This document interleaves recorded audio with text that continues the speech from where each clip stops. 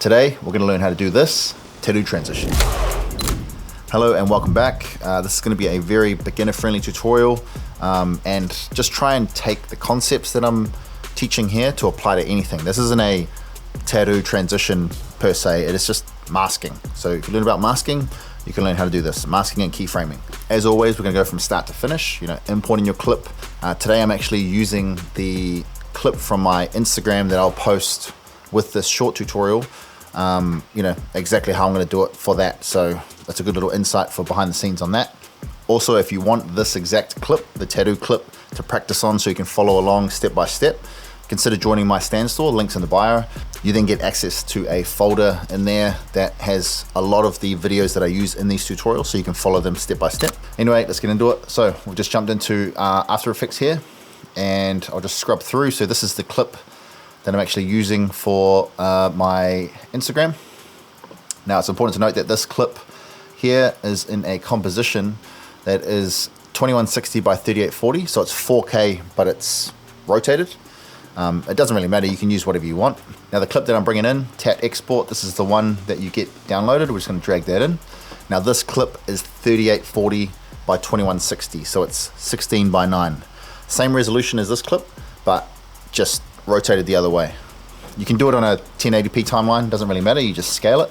So I'm just going to take my TAT Export clip, drag it on top here, sideways there. So all we have to do is go to transform. We'll just scale this up until it just passes the edges there, and this is the clip that I used. So if I use the plus button next to the backspace to zoom in, we'll have a look at this clip. So it goes from slow to fast and then clip ends. So we're going to have the transition happening around here. Now we just want this transition to happen over about 12 frames in total. It's enough for it to come in and then the glow at the end. And then obviously you can just cut to whatever clips you wanted to if you were doing a full sequence. So all we have to do is go through, find where we want it to start. So maybe just before it speed ramps, so about here. And I'm gonna Control D to duplicate it so it goes on top. Then I'm gonna hold Control and push left on the arrow spaces, on the arrow keys 6 times, 1, 2, 3, 4, 5, 6. Control, Shift, and D to split it. Delete that one. Control 1, 2, 3, 4, 5, 6, 7, 8, 9, 10, 11, 12. So now this clip is only Control Shift D, we've split it. Delete that one. So now we've got something that is 12 frames long and it still lines up with the clip underneath, which is the full clip. Now we're going to go and try and separate the tattoo from the rest of the video. So we're going to use Rotoscope for that. So all we have to do is take our clip here, double click on it. So notice up here it says composition. So this is anything we'll select, and here is still in the composition tab up here. If we go to this one clip and we double click on it, it's gone into its own layer up here. You notice that now it's in its own layer. So we're sort of working just on that clip. We can add effects. So any effects that you add, it's going to go into this layer window here. So yeah, basically we're just trying to work on this clip on its own. And then we click on here, which is the roto brush tool. So if I was in the composition tab and I try to roto brush, nothing's going to happen. You have to be in the layer. And then you'll notice that my cursor's changed to these targets. So when you roto brushing here, you got to left click and hold and drag with this green line, and this will try and work out what you think it's trying to select, and it's highlighted in purple. Now it did a pretty good job, not the best, so I'm going to zoom in using the mouse wheel, click the mouse wheel down to drag up. We just want to give it a little bit of a hand. So any little bits, you just want to go from here down, left click and drag. Even that bit there, just a little tap. That bit there. This is the first frame, you're just giving it a bit more exactness with it, with the rotoscope. And don't worry about these little bits here, because this first part, you'll see what I mean, it doesn't actually even come into the video for a while it's transitioning, and by that time the rotoscope would have cleaned it up, so I'm not too worried about that. So you're just trying to get it to sort of pick what you want it to pick as best as you can. Man, how good is this tap butt? Oh, dupes. Oh, see, so now it's because I dragged over the skin, it's selected the whole right side of his back, and I obviously don't want this. And you can hold Alt and click and drag and tell it not to track that, and it will go back. But I don't like doing that because you're actually, every single step that you do in rotoscoping, so if I go to Effects, Roto Brush, and go to the strokes, so every single stroke that I've made has been recorded as a stroke. So that missing stroke will be recorded as a stroke, and then my stroke to delete the right side is recorded as a stroke.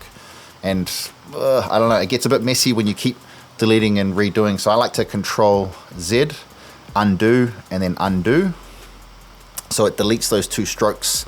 I don't know, I just like having just clean strokes only, and just try and get as much as you can, just a dot, undo. And the reason it's picking up the rest of it is just because it's dark here and it's also dark there, so it's not a lot of contrast, so it doesn't really matter. It's going to pick it up anyway. You'll see what I mean. Just give it a little bit more there. Okay, now we're going to start going and tracking this forward. So it's going to go frame by frame and just keep refining the brush. So all we have to do is just go to freeze, which is going to go through frame by itself, and just do that. If you've got a slower computer, you might want to just drag this timeline over just sort of a few frames so it does a few at a time. I find that's better if you don't have a very fast system. And notice it's even, keep going back through here. So our first one, a little bit trash, but it's instantly picked up, you know, the ends of those points through the middle of the tattoo, so that's good. So, and this first one doesn't really matter. You'll see what I mean in a while. And then we can just drag through to the end, and there's obviously nothing at the end. So there, so that's the rotoscoping complete. So it's isolated that in pink. And you could have also just pushed freeze and it would have just gone through and done that as well. Now, all we have to do is go back to the composition clip. So, there is one thing that I will note. If your computer is really, really slow, this is a little quick tip. Go back to the composition.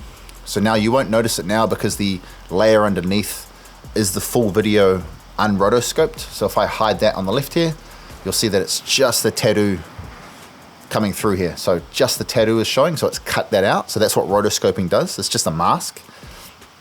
And if you have a really, really slow computer, you might want to turn these both bottom ones off, and all you want to do is push N for beginning. N over here for end, B for beginning. And you just want to export this by itself, because then you just have because you'll find if you keep moving this around, it'll keep trying to recalculate the rotoscope. It gets a bit heavy on your computer, but you could just go on Control M. Control M, yep. Take you to this thing here, and then just go output module, export high quality with alpha. So it'll export this as its own video with the background transparent. Just in case you have a slow computer, it's a good way to do it. But mine's fine, so I don't really want to do that.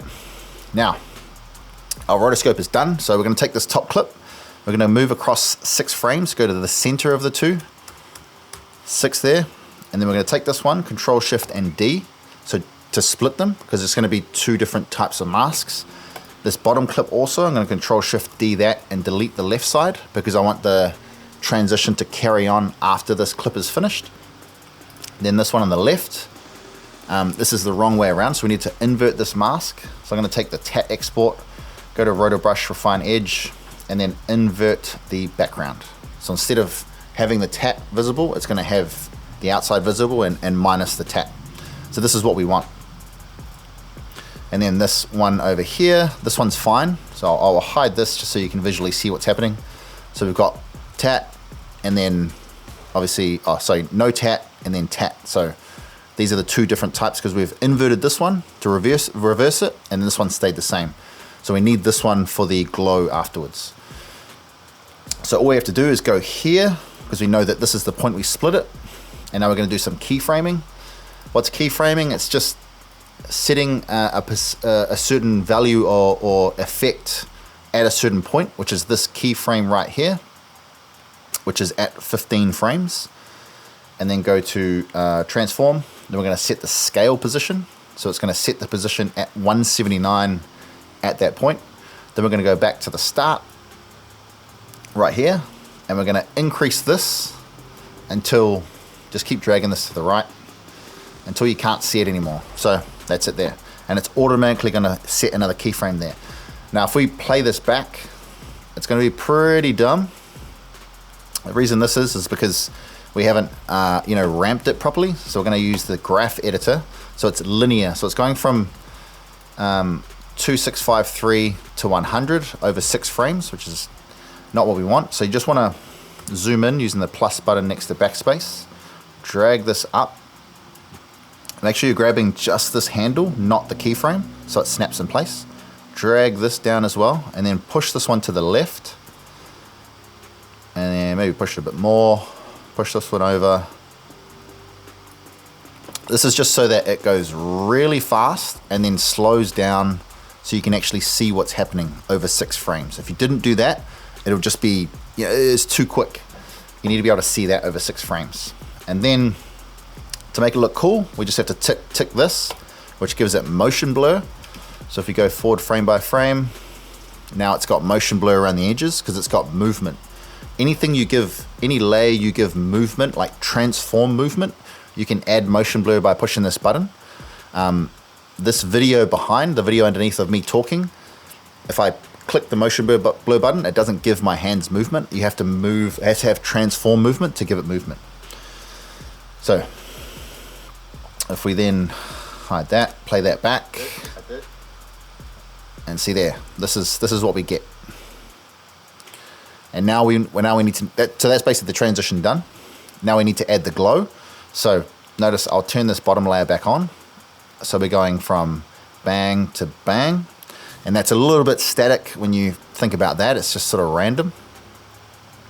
So doing that, we need to go forward and make it glow. So take this one, go up to lumetri color and the effects. A bit of spelling mistake there. Drag it on top of that. And all we're going to do is go into the basics tab and increase the exposure. Notice just the tat is getting brighter. So I'm going to put it to something like, I don't know, 5.1. You'll see a little bit of detail because it's only going to happen for 2 frames at this brightness. Then just like, so this is what I mean by keyframing. You can keyframe an effect at a certain point. So again, at 15 frames, we're keyframing that effect. We're moving this across to the end here, and we just want to change the exposure back to 0. So it'll be back to normal. So then what we get is transition, bang, boom, boom. So that's basically the whole thing done. It's as simple as that. Anyway, that's the tattoo transition. Hope you enjoyed it. Keep an eye out on my Stan store. I'm gonna have a free beginner's guide to After Effects. I'll go through all of the UI, everything like that, and I'll probably post that video on YouTube as well. But then I'll have an actual course, probably a paid course that goes through each individual aspect of After Effects, but also just editing in general. So like masking, and just cover what masking actually means. We'll go through 3D tracking and how to 3D track anything to anything, stuff like that. But yeah, anything else you want to learn, just let me know in the comments. And also follow all my channels, links in the bio, and I'll see you in the next one. Peace.